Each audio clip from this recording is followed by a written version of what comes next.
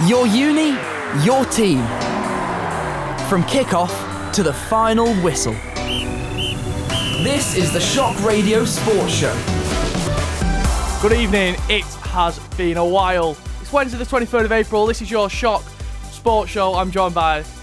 Hello mate, it's Josh Bingham again. I mean, you didn't even have to introduce me because I'm always here. I'm like a given. He's always here. He's the York to my cold.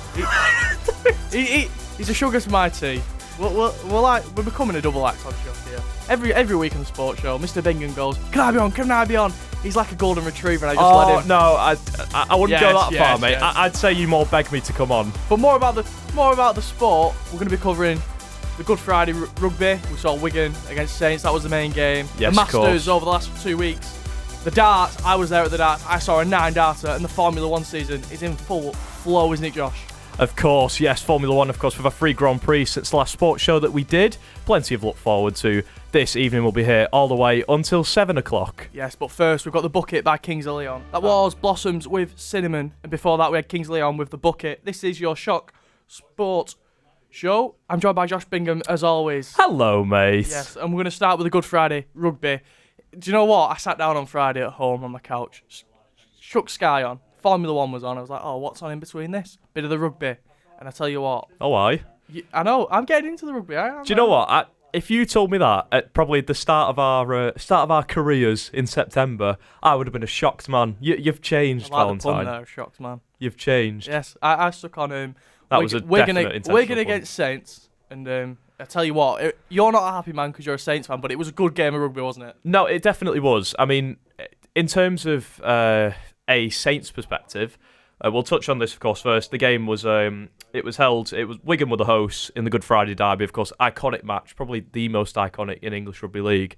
Wigan 24, Saints 14, and it was just, for me, for Saints, it should have been a game we really should have won. You look about the amount of times that we were in Wigan's own half, we were near the try line, and we were looking to make that final push through, and we just spilled the ball every single time. So many mistakes, and they were unforced at times, which was really the bane of your performance on Friday last week. Yeah, 100%. And, it was really surprising because you had a lot of, these really experienced players that are on our squad. Like Alex Walmsley, for example, of course, one of the best props in the league. Unbelievable. So experienced in our club. And he's just carried us on for so many years. And I didn't once see him make a good run that entire match. He couldn't push his way through. He was spilling the ball, knocking on, just couldn't find that energy that he always has and that leadership. Obviously, Tristan Saylor as well was a real downfall towards the end of the game, of course. He's a halfback. We're playing him in a fullback position. And typically, he's quite a quick lad. He's quite techie, come out of Australia. You think naturally he's going to be, he has got that skill. But time and time again, I'm finding with Saylor, he's just not able to, I guess, take a tackle. He's not able to go for them really big hits. And, I know he's a small lad. He's our smallest player. But sometimes you've got to properly take in it. Because George Whitby, for example, one of our youngsters, 18 years of age. He was mega. He was superb. Brilliant. His first derby, it's his fourth game for Saints. And at that level, in his fourth Super League game. Was this his first start? Yes, it was. What a game to start him in. A great start. Did absolutely brilliantly. One of the best kickers on our squad at the moment. I mean, he just controlled so well. And he's such a good leader. He was so vocal on the pitch all the time. And you don't see that with youngsters. But with him, he was willing to take a tackle, take an hard hit. Tristan Saylor just wasn't able to do that. And I do rate Saylor. But if he's going to make it anywhere in the Super League, he can't get away with just being techie like you can in the NRL. You've got to take them big Brucey hits from... one of the massive second row forwards on that Wigan side. But just a disappointing match, but fair play to Wigan. If we just speak about Wigan, Jay Field was superb. Yeah. Side note as well, I've served him at work. He was lovely. He's lovely. I think I've served him twice at work. He's been in twice when Wigan have won a trophy. And he was lovely. No, honestly, that's the thing that I find with a lot of these players, like the proper local lads, they're dead humble. Yeah. And, obviously there's a lot of passion in that game, but Wigan really... performed in the way that they should have done, and I think they'll feel a bit better about themselves. Obviously, they started off the year the wrong way. I mean, losing to Lee, in the derby. That was just atrocious. 1 point as well. On Salt golden in the points. wounds there. Absolutely, and they can at least say we won Good Friday, but we'll come back them at the league anyway. Yeah. But that wasn't the only game, of course. Will we had it was not. we had the Hull derby as well. Hull FC versus Hulkinston Rovers. Of course, Hulkinston Rovers won that match. I think unsurprisingly, really, because Hull FC, and this isn't me saying that they are in good form, but Hull KR are just on another echelon. Yeah, another wavelength. Obviously, it was just as always. It's a scrappy affair. Hull fans are so passionate. Like they take it in the stride, whether you're in a black and white or you're in red and white, and it's just fantastic game to watch. But I don't know if you saw the game. There was a pretty nasty. We saw the first red card. I've seen the red card actually. Yes. I didn't see the game. I've seen the red card. Yeah, that Cade Crust, one of the centres for Hull FC, and it really. I mean, it was a nasty hit. Studs up and everything just came pollarding into the Hulkinston player. But at the same time, it brings into question, I guess, the regulations of the Super League now, because obviously the rules have been changed this year, and there's very much an expectation now on players to have super lightning fast reaction times to not make a high tackle or a high hit. We saw one in the Wigan game. Yeah.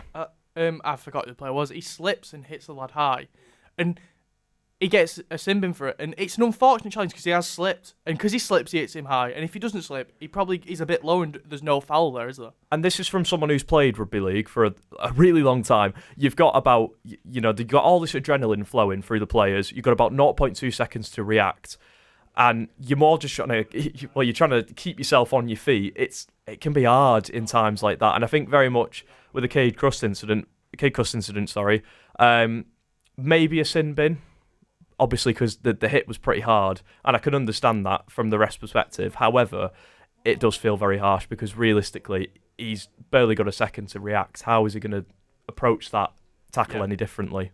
Yeah. If we just go a bit closer to home, Salford's, I think, poor start and financial issues have all continued, haven't they? They lost 38-10 to Catalan Dragons. It's not a great result, is it? No. All things considered as well, Catalan are not in a really good state. Obviously, still in the Challenge Cup, but in terms of the league, they're not really in the best place possible. Salford Red Devils, I think I give them sympathy because it's not a real reflection on the club. The club is a lot better. The squad is a lot better, but we're having to use reserve players. Obviously, financial issues. That's been going on for ages. That's really has been what's plaguing Salford. But I'm hearing there may be new ownership coming in the next few months. There are a few bidders, so hopefully that should change them around, kind of clear them of the debt a little bit to the league, and they might actually start being able to use some of the first team players. Yeah, that'd be great for us as well, because it's very doom and gloom when we move on to rugby league and report on Salford. It's not. Is this why you always go? Oh, I can't be bothered reporting on it. No, it's not. But it's more the fact that both Salford.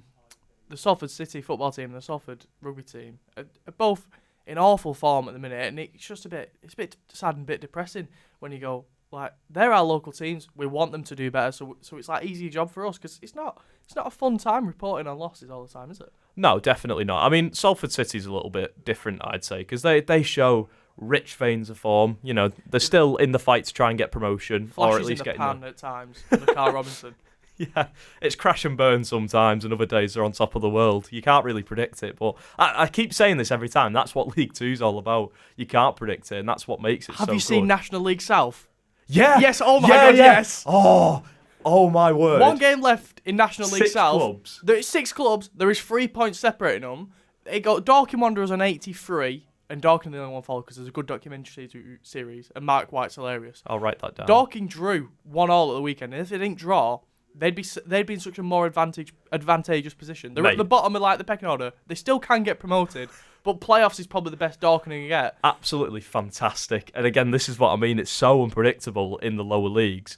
Obviously, we're just in the non-league territory on the higher end, and there's so much pressure to get into the main National League and have a chance at getting into EFL football. But it's just so entertaining. Budgets are so tight. Oh yeah. But in that, unless you in like the lower leagues, unless you're like Wrexham or Birmingham, who spent 40 million, like budgets are so tight, so the margins are so fine. When so you this is why got you an have- American owning Yeah. your club, I'd say. And in the Championship as well, there's about 11 teams that can get promoted. There's 3 in the middle who can get promoted or relegated. And it's great. Plymouth are on a fight to get stay in the Championship as well. They won 3-1 against Coventry, which was great to see. I'd be shocked with that, to be fair, because Argyle's had a really up and down season. Yeah, they were terrible, and they seem to be getting about there. They're not too far off now. And yet they're still not Liverpool out of the cup. Yeah, there'll be more rugby league fixtures coming up though. We are getting into like the thick of it in the rugby league season, aren't we, Josh? Absolutely. This is where the Super League really starts to come alive as well. And the NRL as well in Australia. Honestly, if any of you love the Super League, the NRL is just as great if you're willing to get up at like 8 o'clock in the morning to watch it live. But, that's why you've got the record button on your Sky remote. There you go. That is one of the issues with the NRL. It's not. It's time zones. It's not isn't it? accessible. It's like when you get up to watch the Australian Grand Prix. Yeah, it's. I'm 4 pre-leading o'clock to in the F1 there. Yeah, I know. That'll be later on in the show. What have we got coming up? Well, we've got the Masters coming up next, of course, because biggest golf event of the year, and well, what a time it was. We won't obviously Rory McIlroy winning the Masters on the 11th time of asking, but we'll get on to that just shortly after this. It's Jackie down the line, Fontaine's DC. That was Fontaine's with Jackie down the line here on Shock Sports. We have covered the rugby, but we're going to move on to a little bit of the Masters. But first of all, we're going to listen to our good friend Sam Brownlow, who isn't in the studio today, but he has sent us a message about what he's loved about sport over the past few weeks when we've not been here. So, Oh, bless him. yeah, so here's this. Hi, Will. It's Sam Brownlow from Late Breakfast here. I've got 3 things to say. The Masters, absolutely fantastic. What an end. I thought Rory McIlroy was going to bottle it, but he came through with some amazing shots. Absolutely brilliant. And one thing I want to say is WWE. John Cena is the GOAT. That man is the GOAT. And one last thing. Oh, Leeds, aren't we? We're back in the Premier League. Come on, Leeds. Yes, thank you, Sam, for that message. And giving that sentiment just for them to go straight back down. I know. Yeah, Leeds have gone up under Daniel. Is Daniel Farker? Yeah. Yeah, and Leeds are good to watch. Honestly, underrated manager. I always thought he was wasted talent at Norwich a few years ago. Some managers, though, because they've been on about sacking him today. Some managers are good to get teams up, and some managers are not good to keep you alive. Like, you look at Big Sam, great at keeping you alive. You look at someone like Daniel Farker, great at getting you up. Daniel Farker, history in the Prem, he's not good. It's like football's like Adam Armstrong. Southampton signing from Blackburn. He was brilliant at Blackburn. He's been at Southampton this year and not really done much. And he'll go back down and he'll score loads of goals for Southampton next year. And this is what we're finding. There's such a jump now between the Premier League and its quality and the Championship. Yes, there is. And I think that's really problematic because obviously, well, a lot of the clubs that are in the Premier League have been there for like a good decade now, at least. We're starting to see.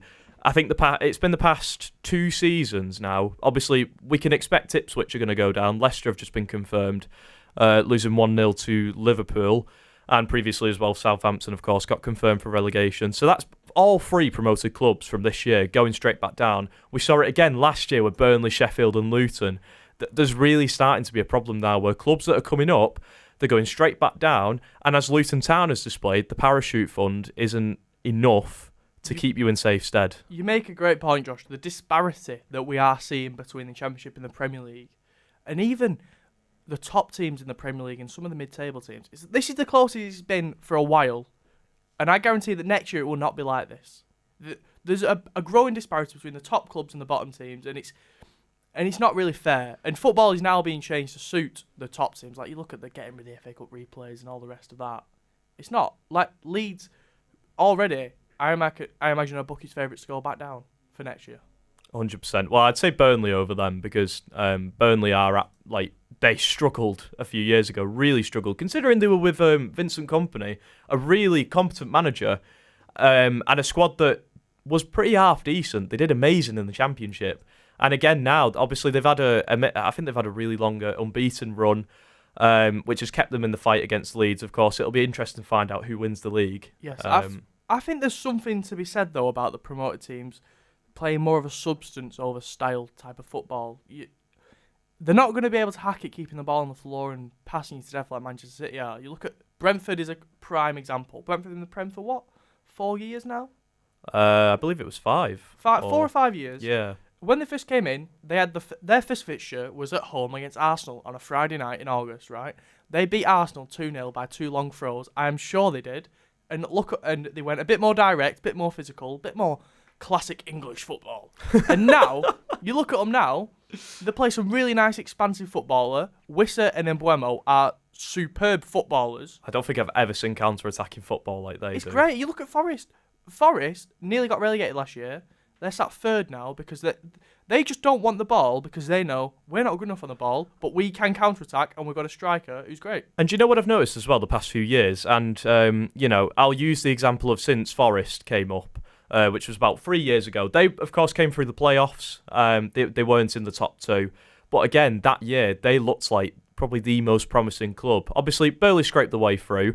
But then the year after, again, nearly got relegated. But this year, we're really starting to see them come into rich form. We saw it last year with Luton. Obviously, really, in my opinion, really unlucky not to make it safe through the league for another season. But again, they played the most attractive football out of the 3 promoted clubs. And I'd say again the same with Ipswich this year. Because for me, Leicester and Southampton haven't really been producing anything. But again, you're just finding these smaller clubs that are getting the first shot in the Prem in years, now really hitting the ground running. But again, there is just this major disparity between the Prem and the Championship. And I think it is something that does need to be addressed, like maybe increase the parachute fund or just allow teams to build over the past few years, even if they yo-yo for a couple of years, but then find the permanent place in the league. Yes, I do agree with Josh. But if we move on to something else that Sam said and something that Josh is rubbing his hands in the studio here.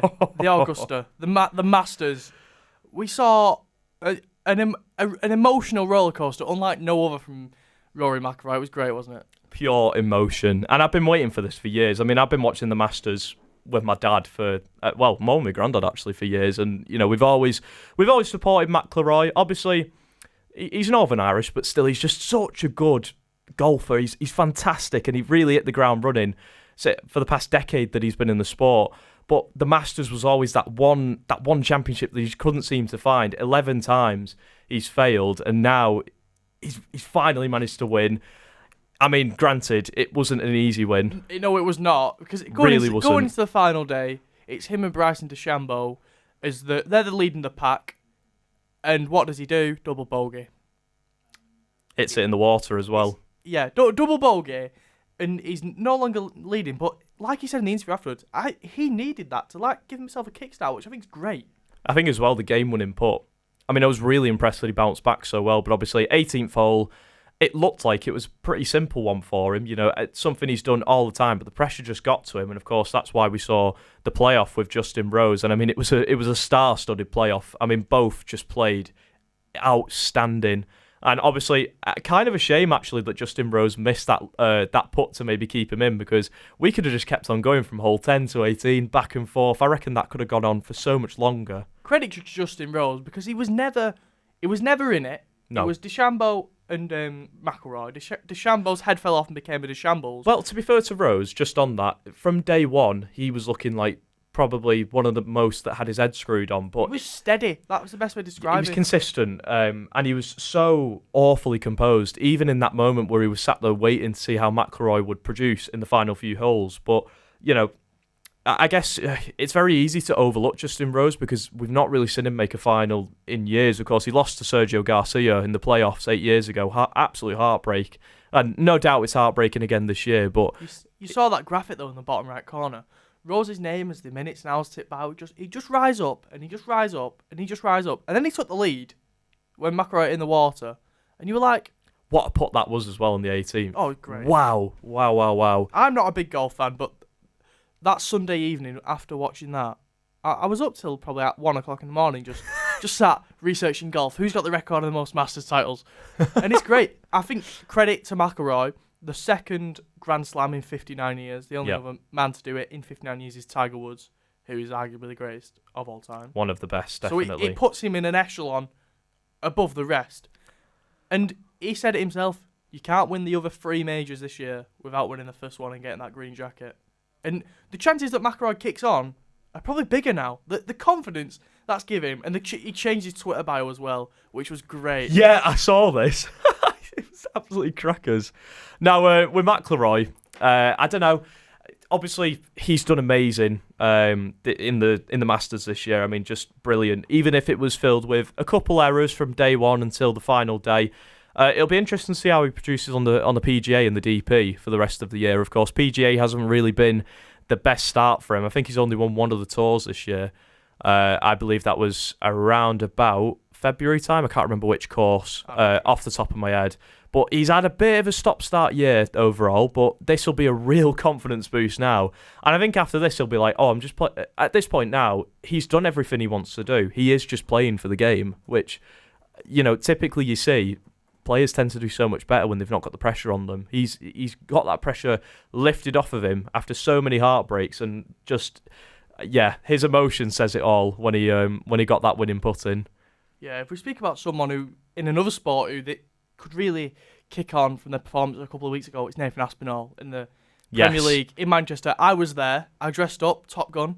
I went to the danger zone and all that. I saw a 9-darter, mate. Forget the danger zone. I saw a 9-darter. I was in and out of... In the flesh, I was there. 9-darter, Gerwyn Price steps up and he just goes, treble 19, because he likes to go downstairs then upstairs, doesn't he? He does. Treble 20, and then he hit that double 12. And he's just...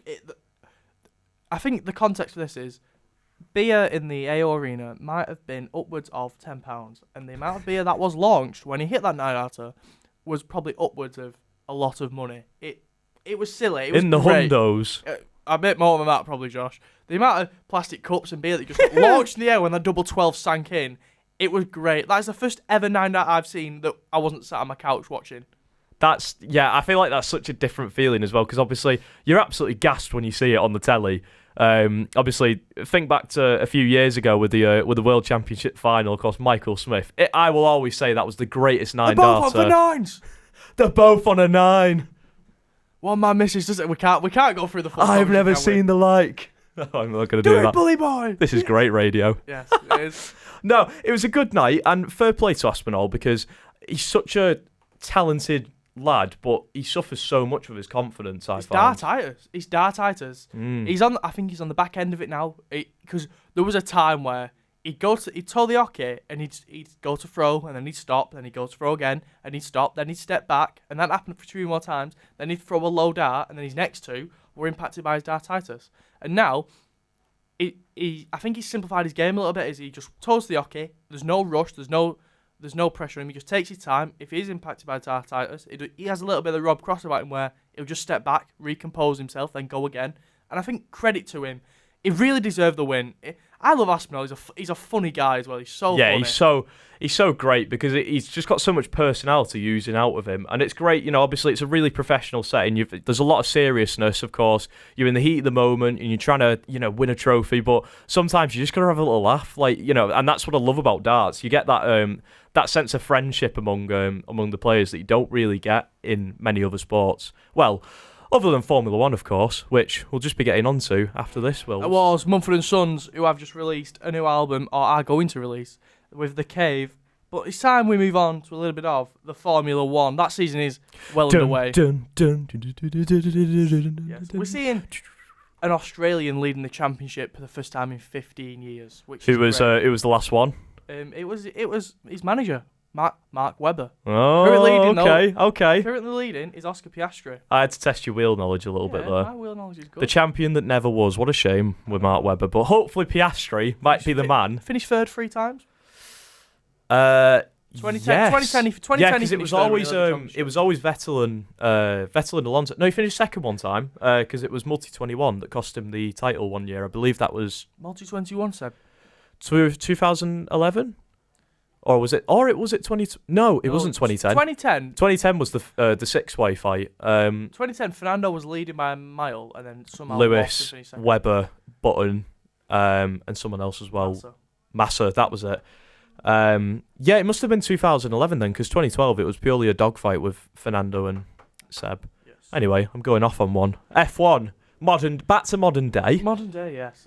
Oscar Piastri has been the best driver on the grid this year. And can I just say, sorry, when we did the F1 special on the Shock Sports Show, I said I think the man who's going to win the title this year is Oscar Piastri. I don't think he'll win the title. I think with the way Max is driving that Red Bull and how he's just slinging what is a double-decker bus round tracks, I think you can never write him off. But I think it's Piastri and Max. I don't think you can write Lando off either. But I think Lando's got more of a mistake in him. We saw at Saudi Arabia the pressure wasn't on. It was his first lap. It wasn't his. It was his second push lap in Q3. Oh Lando. And he pins it into the wall. He's just, man, it's so frustrating to watch Lando Norris more than any other driver because he's so good. He's so ridiculously talented, and he has been from day one.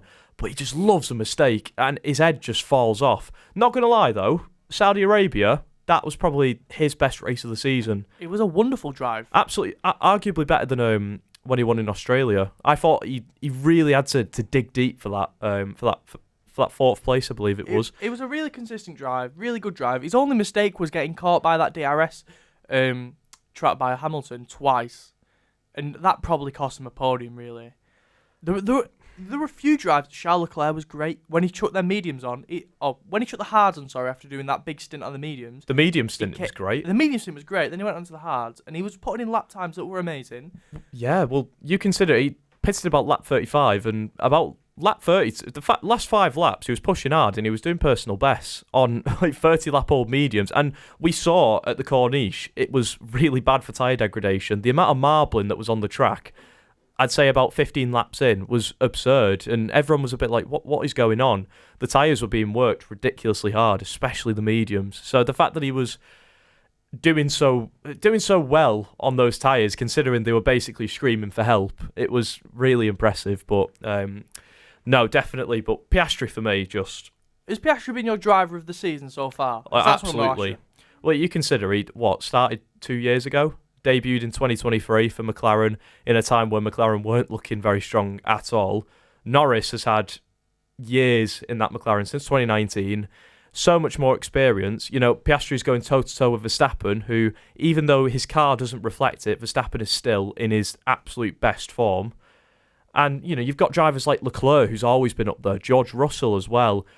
You know, there's so many drivers who are at the absolute top level. Piastri's come in 2023, a complete underdog, and he's just totally stole the show.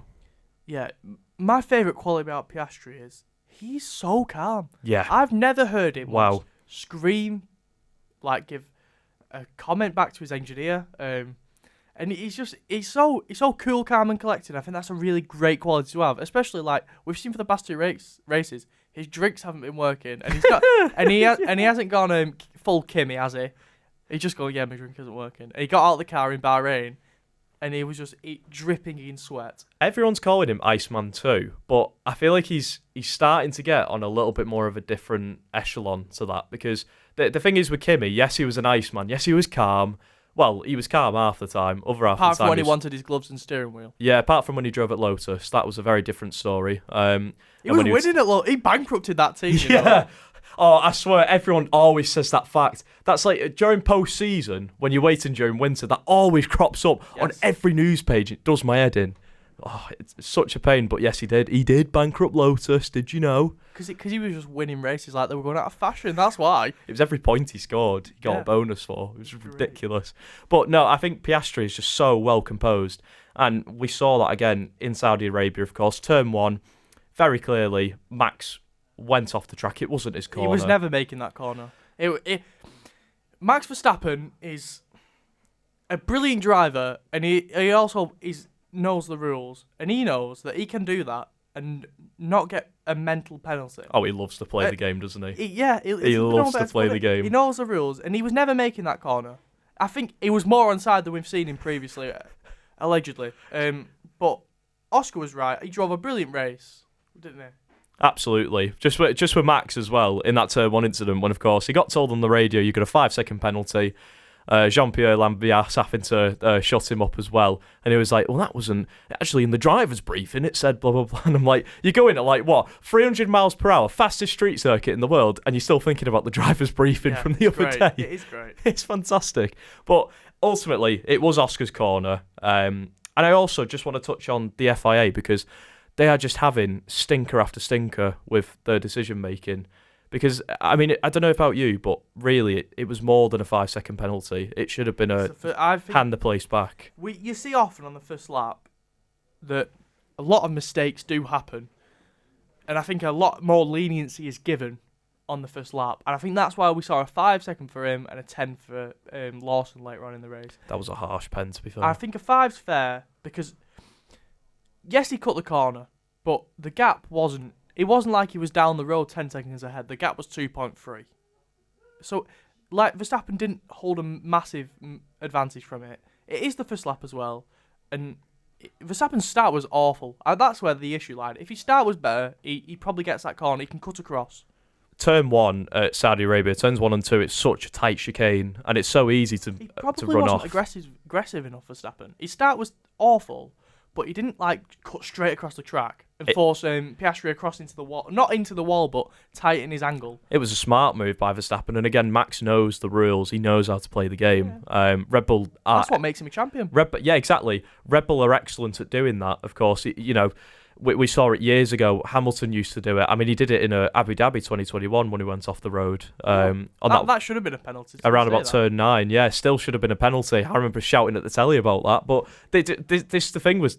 high-level drivers, they just know how to play the game. They know how to somewhat not exploit the rules, but just teeter on the edge a little bit before they get sent to the naughty corner. Yeah, Christian Horner's another decisive figure, but the way he defends his drivers, he went to a briefing with the FIA with a picture of Max ahead at the apex, and I thought that was great. Very Toto Wolff of him, isn't it? Really? Yeah, with the emails, it's very Toto Wolff. It's great.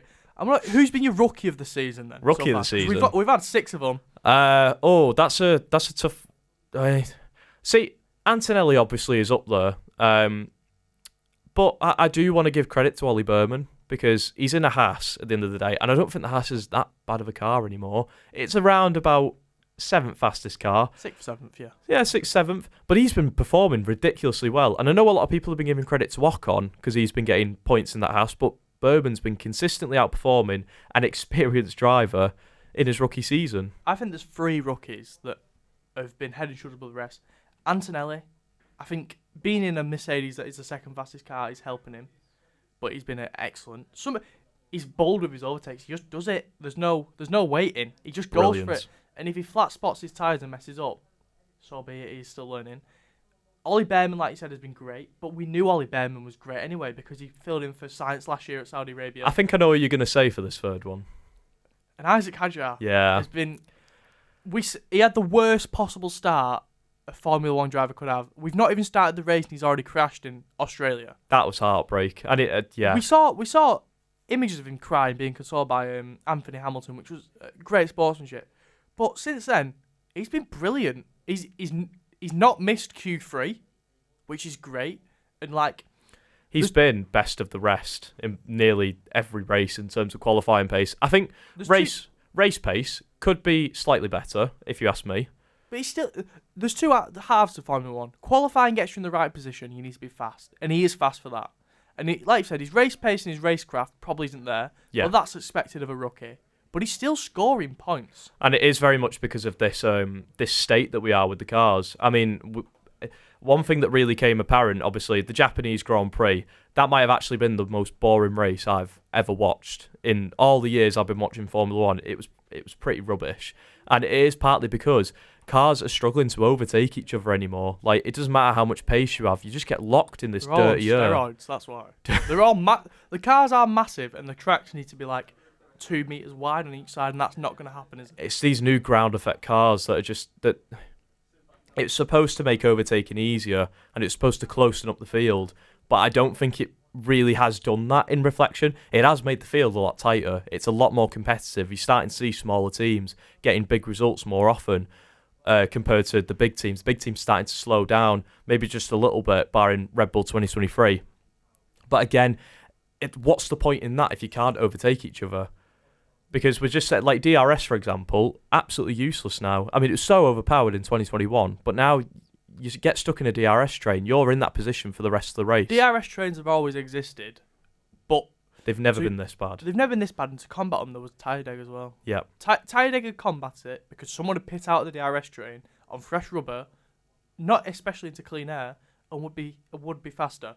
Whereas now we've seen one race this season out of 5 where there has been a tactical element where it's been a 2-stopper or a 3-stopper, and that was Bahrain. And Bahrain has been the best race of the season, and I don't think there's any coincidence as to why. No, I think I agree with you on that. And Bahrain is just built for that. This is why it was so good for a few years as the starting track of the year.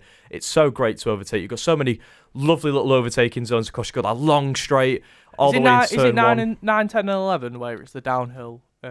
Yeah, that's... the downhill hairpin. On the F1 game, doing that is awful. In real life, I have no idea, but I imagine that is awful. We saw Antonelli. It's because of your traction. We saw Antonelli overtaking there, lock up, and his tyres like a 50p pen. It's hard to overtake there. It's tight. It comes at you quick, and you lose a lot of traction, which can just send you spinning round. It's a good opportunity though. Absolutely, but it does.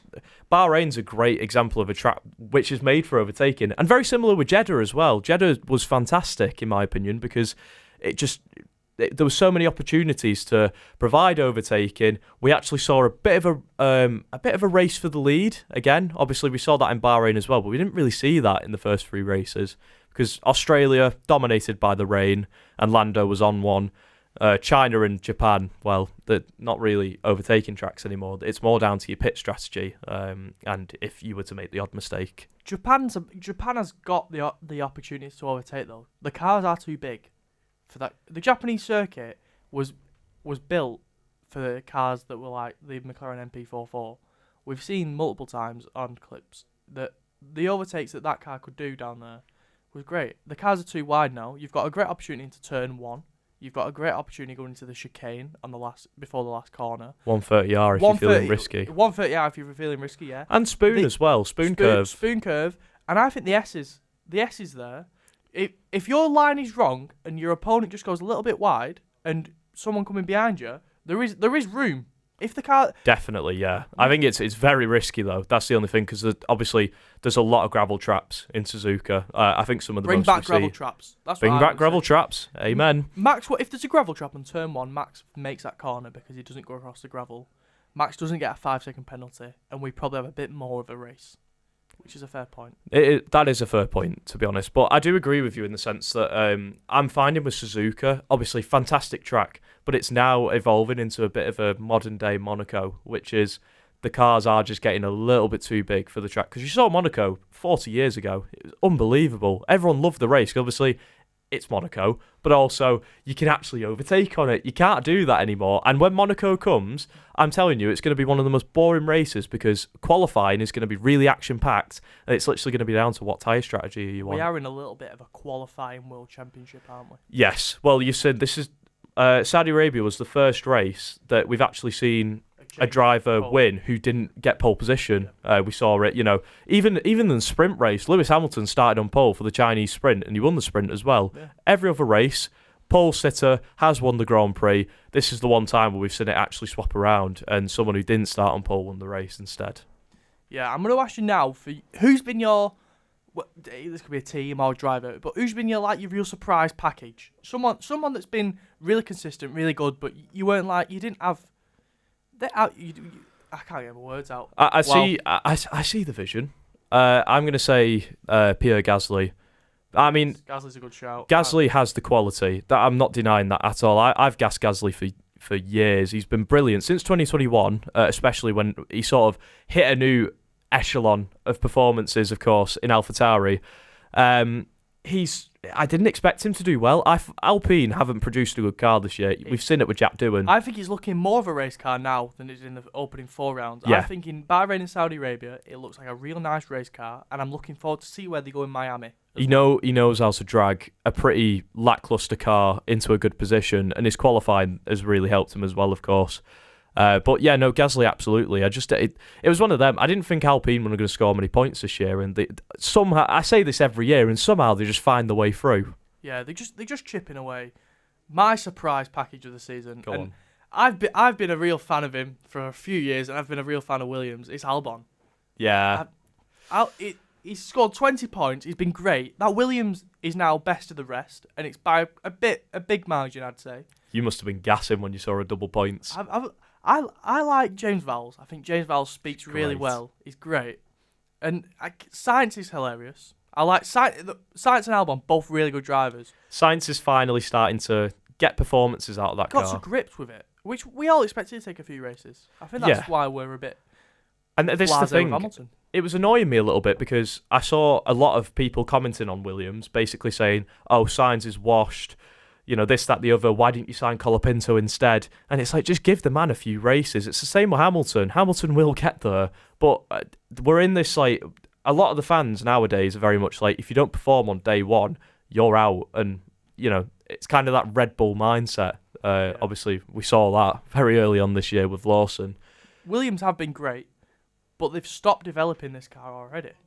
They're developing for 2026. Yes. Which they've already got points on the board, which is going to help them come the end of the season. But I'm a bit wary that they've stopped a bit early. I understand it because you've got teams like Sauber, for example. Obviously, Sauber did score points, but, well, that was purely off of a wet race. The same with Aston Martin as well. I mean, Aston Martin have been absolutely... Regression of Aston Martin. Oh, they've been terrible this year. Absolutely awful. But, again, they're putting all the money, all of the funding into that 2026 car, which is the car that Adrian Newey is working on. He has not touched the 2025 car. He's pure focus on the 2026 regs. He's not really getting involved this year. He's in the background. But I can understand that from Williams because they're looking at a lot of other teams who are also just banking on 2026. They're like, well, we've got a decent enough car that's basically better than them. 2 world-class drivers. Let's just do it. Let's just go all in. If we touch on 2026, yeah, we heard news of the engines. Mercedes in the sim went across Monaco. They got to 8th gear, totally normal, and the car began to slow down, which is not normal. Mm-hmm. And there is I think, a worry that the F2 engines will be faster than the Formula 1 engines. And the Formula 1 engines will not be fast in 8th gear where they're most efficient. They'll probably be faster in a lower gear, going down a straight, which is a bit of a concern, isn't it? Yeah, and obviously the engines have been a really big talking point because there was a big debate. Screaming V10s, that's what I said. Bring that V10s, yeah, honestly. It very nearly did happen until all the teams basically said no, collectively, a few weeks ago. And I do understand it because the FIA have proposed this way too late. I mean, why are you trying to overhaul 2026 regulations in 25? We've known these regs have been coming. We've known what's going to happen during them for the past 2 years.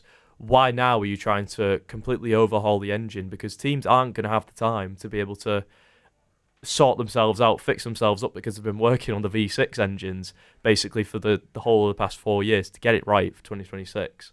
Yeah, I think if we're going to fix Formula 1, we need smaller cars, bring back screaming V10s and sort the rules out. More gravel traps. Personally, V12s, I'd say. V12s? Are you mental? I love a V12. V10s, just leave it V10s. The noise of a V12 is just crisp, but Yeah.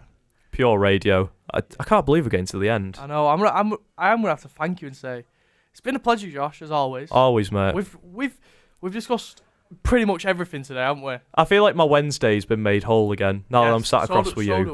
So do I. But I would like to mention, this Friday, it is Football Shirt Friday on the 25th of April. Whether you're driving a truck and delivering goods for Tesco, or whether you're sat in an office, wear a football shirt because you are raising money for bowel cancer, which is a good cause. Absolutely. Please do get involved in that. I'll have mine on, sat in my AMV lecture with Duckers. Nice. Yes. Thanks, Josh. It's been a real pleasure. We'll be back again. You can find everything that we do on Shock TV. As always, this has been the Shock Sports Show. Have a lovely evening.